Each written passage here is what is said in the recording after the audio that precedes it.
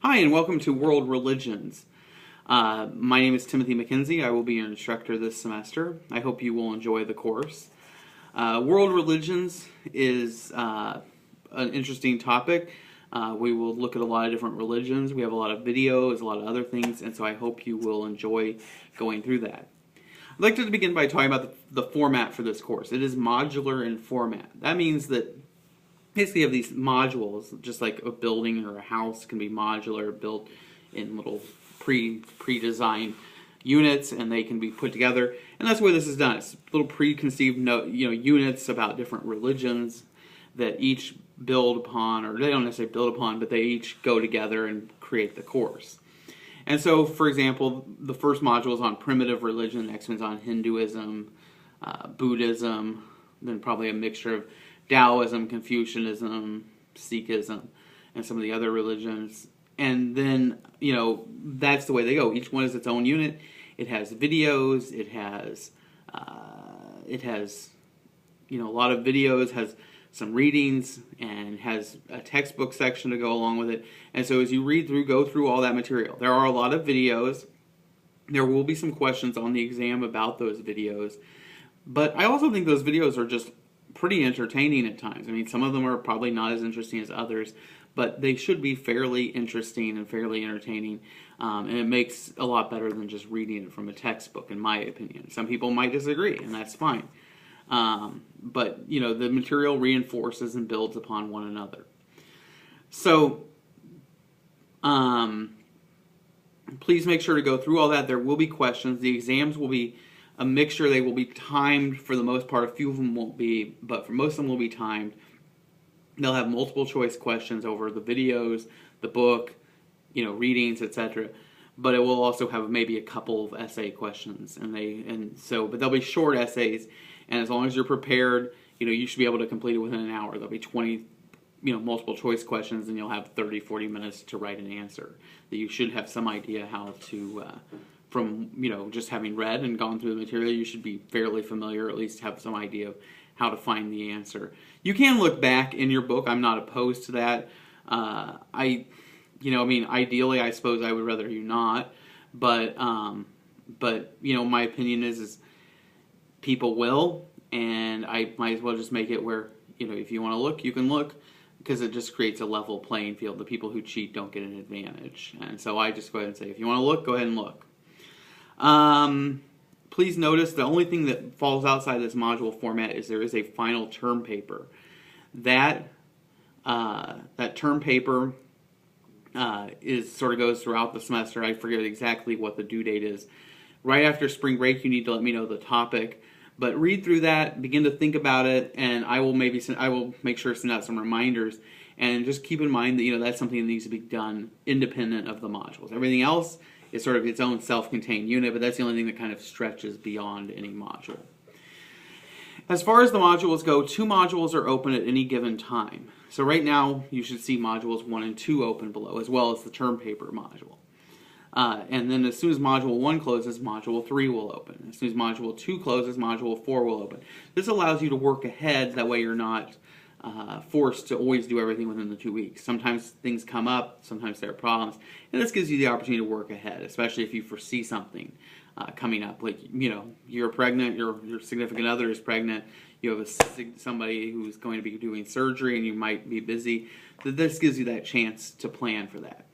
Now, with that said, I am usually a fairly nice and understanding person if you have problems come up in your life, but I also realize that I've given you this opportunity to work ahead, and so, kind of keep that in mind. If you have a problem, email me. I'll be generous. If it happens multiple times, lots of times, I won't be so generous. Okay? Once or twice, everybody has problems come up in their life. Now, before we finish this video, one of the questions I always get is, how do you succeed in an online class? And I always say there's sort of 3 keys. The first one is set aside time each day. Don't just say I'll do it when I get a chance, because you won't probably get a chance if you do that. You need to say, I'm going to work on this on Tuesday afternoons. I'm going to work on this from 1 to 3 every day, or something of that format. That you say I'm going to work on it at this time. So please set aside time, and by scheduling, just like you have a class on campus and you go there at that specific time, it forces you to do that class then, and that makes you more successful. And that's the same thing with online. You need to make sure to build it into your schedule and set aside time specifically for it. Second thing is, don't try to do an entire module all in one setting. Don't sit down like on a Tuesday and say, "Oh, I'm just going to knock this out today." I mean, you can do it. I mean, that's perfectly fine. I have no, and if you do that, that's fine. But your retention won't be as great. You're better off to spend an hour or two working, an hour or two working, an hour or two working. Some of these concepts, these religions take some time to percolate and work their way through you. And so I always encourage people to take the time, read it, watch the videos, take a break, watch a few more, read a little more.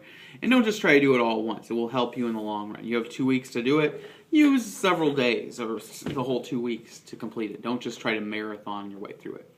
And finally, and the most important thing I always tell people is, unlike a regular class where you can just raise your hand and say, "Hey, I have a question," in an online class, you can't do that. And so you have to email me. You have to make a concerted effort to do that. Now, sometimes people say, "Well, I'm sorry I bother you with so many emails." You're not really bothering me. It's not a problem. That's what I'm here to do. I don't have a problem with answering emails. Trust me. But I do encourage you to email me. And the other thing is just like you can raise your hand in a regular class, you can also count on somebody else to ask the question. You need to, if you have a question, email me. And the only way I know anybody has a problem, and you can't just rely upon somebody else to ask the question and you hear it as I'm telling everybody else. You need to email me specifically and ask the question.